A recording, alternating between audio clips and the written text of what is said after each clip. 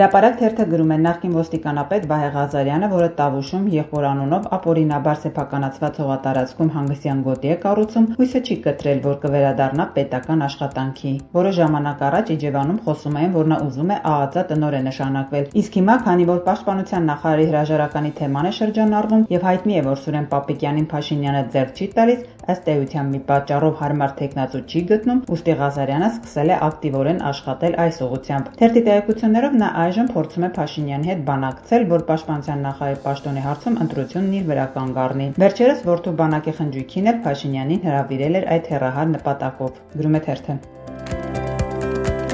Հրապարակ թերթը գրում է նախորդային հակակոռուպցիոն կոմիտեում հարցաքննության ընթացքում Ռոբերտ Քոչարյանի ինքնազգացողությունը վատացել էր, ինչից հետո նրան տեղափոխել էին Սուրբ Գրիգոր Լուսավորիչ բժշկական կենտրոն։ Թերթի տեղեկություններով Քոչարյանը ցանկացել է տեղափոխվել Էրեբունի բժշկական կենտրոն, որտեղ նրան 10 օր առաջ վիրահատել էին, սիրտն էին ստենտավորել, սակայն նախաքննական մարմինը չի բավարարել նրա ցանկությունը եւ որոշել են, որ պետք է տեղափոխեն Առողջապահության նախարարության ենթակայությամբ գործող Սուրբ Գրիգոր Լուսավորիչ բժշկական կենտրոն։ Սակայն Քոչարյանին վիրահատած բժիշկին 3 այնուամենայնիվ հրավիրել են Սուրբ Գրիգոր Լուսավորիչ հիվանդանոց, որտեղ նա զննել է Քոչարյանին եւ խորհրդատվություն անցկացրել, գրում է թերթը։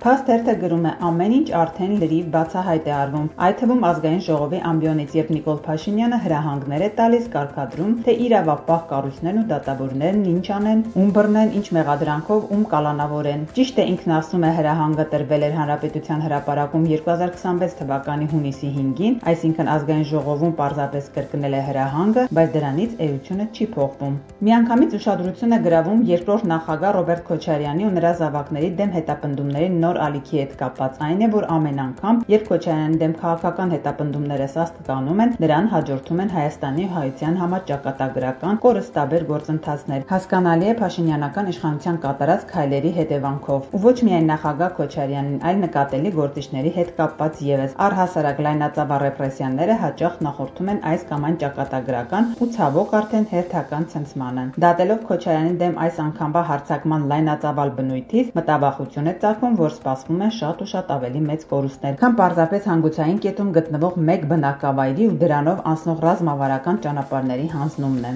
գրում է թերթը։